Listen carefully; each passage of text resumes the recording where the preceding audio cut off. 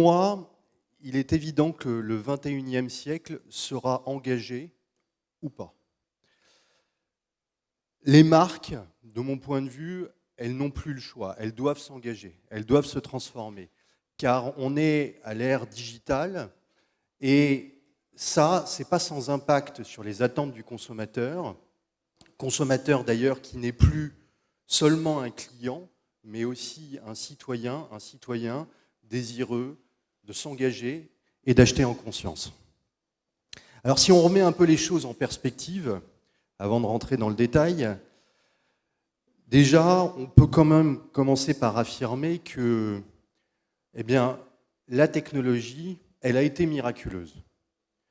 Et la mondialisation, quant à elle, elle a permis finalement de propager nos connaissances au reste du monde, à l'ensemble du monde, en faisant jaillir finalement une profusion d'énergie exploitable à partir du bois, du charbon, du pétrole et du gaz. La révolution industrielle, elle a lancé un mouvement qui nous a permis de nourrir des milliards de personnes, qui nous a permis de doubler la durée de vie des gens, qui nous a permis de significativement baisser le taux de mortalité infantile et aussi qui nous a permis de considérablement réduire l'extrême pauvreté. Tout cela en favorisant des sujets comme l'abolition de l'esclavage, l'émancipation des femmes ou encore l'éducation des enfants. Tout ceci s'est d'abord passé en Occident et puis, peu à peu, s'est propagé au reste du monde grâce à la mondialisation.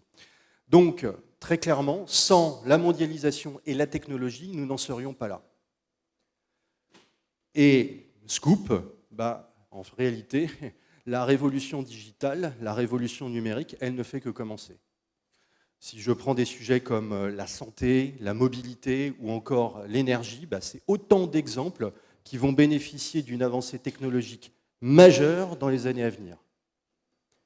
Pour autant, ce développement technologique, à date, il est surtout resté confiné aux technologies de l'information. Si on se focalise sur les technologies de l'information et de la communication, le constat il est sans appel. Elles ont progressé à vitesse grand V. Au cours de la première décennie du XXIe siècle, le nombre de personnes connectées est passé de 350 millions à plus de 2 milliards. Le nombre d'abonnés de téléphonie mobile est passé de plus de 750 millions à plus de 5 milliards sur la même période. En 2022, c'est-à-dire demain matin même, 75% de la population mondiale sera connectée, 90% en 2030. Chaque année, les analystes augmentent leurs prévisions ou réévaluent à la baisse le délai pour atteindre ce pourcentage. Donc le monde dans lequel on vit, il est plus connecté, donc plus communautaire, donc plus engagé. C'est pour ça que les marques, elles ne s'adressent plus aujourd'hui seulement à un individu, mais à des communautés. C'est pour ça que les marques, aujourd'hui, elles doivent s'engager et faire partie du mouvement de transformation du monde. Et c'est aussi pour ça que l'urgence planétaire, aujourd'hui, se fait ressentir grâce à la montée en puissance des différentes communautés. Alors, le propre d'une communauté, c'est de s'engager dans une cause. Non pas que ce phénomène soit nouveau, mais l'ère digitale que nous traversons a généré une prolifération du nombre de communautés qu'il est impossible de contenir aujourd'hui. D'autant plus que ces communautés, elles ont la faculté à se former hors proximité géographique grâce aux technologies de l'information. Donc du coup, pour une marque, pour être en phase avec ces communautés, j'y reviens, il faut s'engager et avoir l'audace de croire en ses rêves. Alors oui, la mondialisation va définir l'avenir de notre monde dans les années à venir. Mais la réalité, c'est que la technologie pèsera davantage. C'est inévitable, c'est même indispensable. Un exemple, si vous prenez la Chine, si la Chine double sa production énergétique dans les 20 ans qui viennent sans changement technologique majeur, elle doublera aussi sa pollution atmosphérique, ce qui serait de facto une catastrophe environnementale majeure. Donc, la technologie nous est essentielle. Ma conviction, c'est que la technologie est tout à la fois la solution et le problème, bien évidemment. parce qu'elle pose tout un tas de problèmes aussi. Et les médias s'en font le relais chaque jour. Mais la technologie est aussi la solution. Alors, évidemment, si on prend un peu de recul, le tableau, eh bien, il peut paraître un peu déprimant. Mais ça, c'est sans compter sur le progrès, nos réalisations passées, et surtout, les convictions citoyennes, les prises de position citoyennes, qui nous obligent à bouger, qui nous obligent à évoluer. Un exemple, le rôle de l'entreprise. L'entreprise a profondément évolué sur ces 30 dernières années. En 30 ans, l'entreprise a connu 3 cycles évolutifs majeurs. Tout d'abord, l'âge du mécénat. À l'époque, l'entreprise n'était jugée que sur la base de sa performance économique, quel que soit son impact sur la société et son environnement. Le bien commun n'était clairement pas un sujet de préoccupation. Du coup, qu'est-ce qu'on a fait? Du coup, on a cherché à inciter les entreprises, à travers des crédits d'impôt, évidemment, finalement, faire en sorte qu'elles réinvestissent une partie de leurs gains dans des actions philanthropiques. Mais à l'époque, disons-le clairement, totalement décorrélées du cœur de la boîte, de son business, etc. Alors ensuite, on est passé à la période de la RSE. Alors, la période de la RSE, là, l'idée consiste à réintégrer la dimension sociétale au sein de l'organisation, dans l'entreprise. Sujet auparavant dévolu au directeur général, et d'ailleurs en fonction de ses accointances ou de ses passions, décorrélé de l'entreprise. Alors, ne nous y trompons pas, hein. Si la démarche de réintégrer la dimension sociétale au sein de l'organisation est une véritable avancée, une évolution majeure, elle n'en reste pas moins limitée. Limitée parce qu'en réalité, il ne s'agit que de se mettre en conformité réglementaire, ni plus ni moins. Du coup, cette démarche, elle apparaît plus contrainte que sincère. Et aujourd'hui, nous arrivons in fine à l'ère de l'entreprise à mission. Donc là, le sujet n'est pas de réinvestir les profits de l'entreprise dans des actions philanthropiques ou de se mettre en conformité réglementaire, mais bien de conjuguer la performance économique et la prise en compte du bien commun. L'objectif n'est plus de devenir la meilleure entreprise du monde, mais la meilleure entreprise pour le monde. Quand on regarde cette évolution, le passage du mécénat à la RSE pour arriver in fine sur l'entreprise à mission, tout ça s'est passé sur une période de 30 ans, une période relativement assez courte au regard de l'ère industrielle. Eh bien, finalement, ce constat, moi, il m'autorise à espérer que le meilleur est à venir. De toute façon, je vais vous dire, on n'a pas le choix, puisque les nouvelles générations, les différentes communautés, finalement, elles nous poussent à faire davantage pour notre société, pour léguer à nos enfants un monde qui soit plus juste et plus sain. L'objectif n'est plus tant de faire moins que de faire plus et surtout mieux. Et la condition pour ça, eh bien oui, c'est de déterminer la raison d'être de son entreprise. Car dans le monde d'aujourd'hui, la mission de l'entreprise est aussi importante que l'entreprise elle-même. C'est un gage de pérennité. Dans le monde d'aujourd'hui, la mission de l'entreprise est aussi importante que l'entreprise elle-même. Alors qu'est-ce que c'est que la raison d'être de l'entreprise? Tout le monde parle de ça. Qu'est-ce qu'il y a derrière cette idée? La raison d'être, c'est quelque chose qui vous est propre. C'est ce qui met l'entreprise en mouvement. C'est ce qui l'amène à se dépasser et c'est ce qui la rend vivante. Bref, c'est ce qui donne du sens à son existence et c'est ce qui la rend utile aux yeux du public. Il y a un élément essentiel au niveau de la raison d'être et de l'entreprise. Bien évidemment que toute entreprise, quel que soit son secteur d'activité, opère et vit dans un monde ultra concurrentiel, très compétitif, qui change en permanence. Les cycles se réduisent. Donc il faut se transformer en permanence. On ne parle que de transformation. Pour autant, même s'il faut se transformer en permanence, il y a toujours 2, 3 ou 4 fondamentaux qui ne doivent pas changer, qui ne doivent pas varier avec le temps.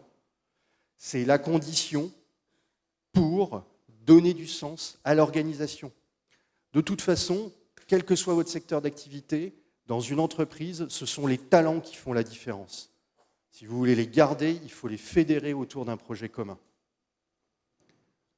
D'où la constance. Changer de stratégie tous les 6 mois ou tous les ans, ça crée plutôt de la confusion. Donc qu'en est-il ? Qu'en est-il ? Quelle est la bonne recette pour déterminer la raison d'être de son entreprise ? Je vais tricher un peu, je vais évidemment prendre notre cas particulier. Alors nous, oui, on a fait le choix de la nature. On a fait le choix de reconnecter les gens à la nature. Mais ce choix repose sur 4 ingrédients qui nous permettent de déterminer la bonne recette. Le premier ingrédient, ce qui doit constituer votre raison d'être, vous devez aller la chercher dans les racines de la société, de l'entreprise ou du fondateur. C'est ce qui va vous permettre de rendre votre raison d'être authentique. En ce qui nous concerne, on est parti de l'expérience personnelle de mon grand-père.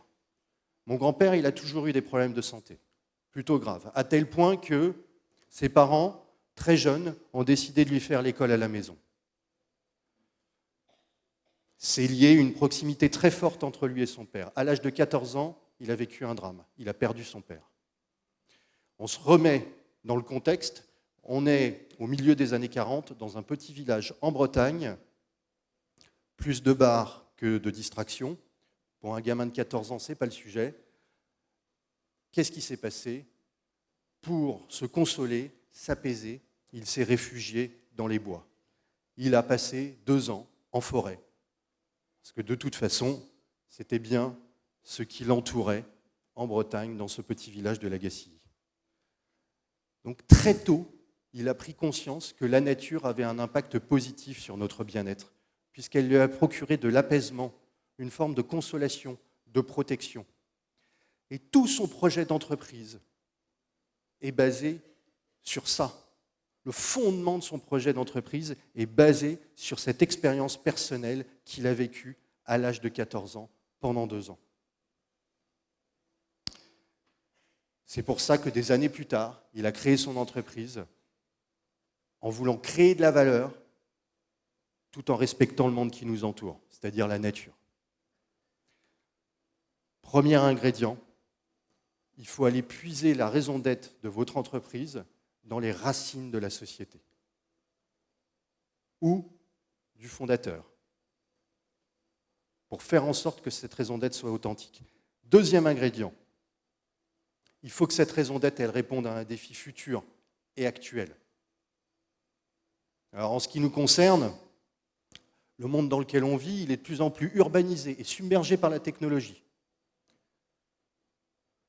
La moitié de la population mondiale vit dans les villes. On a chassé la nature de nos vies. Alors même que pendant des milliers d'années, la nature a été notre foyer. D'ailleurs, on est nous-mêmes un produit de la nature. Le fait d'avoir chassé la nature de nos vies, d'avoir remplacé la nature par des murs, des lumières artificielles, aveuglantes d'ailleurs, et des écrans, c'est probablement l'une des sources d'un certain nombre de troubles, tels que le stress, l'obésité, la dépression, le manque d'attention, les burn-out, etc., etc. Donc, le remède, ou l'un des remèdes, il est assez évident, il faut réintégrer la nature dans nos vies. Non pas que je veuille chasser la technologie, bien au contraire, l'objectif doit être de déterminer le juste équilibre entre les richesses de la technologie, pour ce qu'elles ont à nous apporter, et les dons de la nature. Il est là l'objectif de notre génération. Une génération, by the way, augmentée et dénaturée. Augmentée par la technologie, dénaturée par le manque de nature. Donc il faut revenir à un équilibre juste. D'accord, il me reste 30 secondes. Je vais terminer rapidement. Troisième ingrédient. Cette raison d'être, elle doit embarquer l'organisation, elle doit embarquer l'équipe.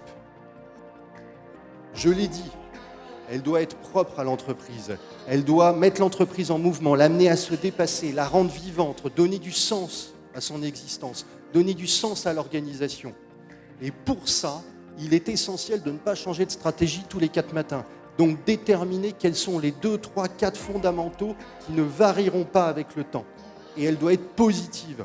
Si vous voulez entraîner les talents derrière vous, vous devez générer une raison d'être qui soit à tout le moins positive. Et enfin, dernier ingrédient, le 4e, vous devez faire en sorte que cette raison d'être, elle soit spécifique. C'est-à-dire que votre concurrent ne puisse pas se l'attribuer.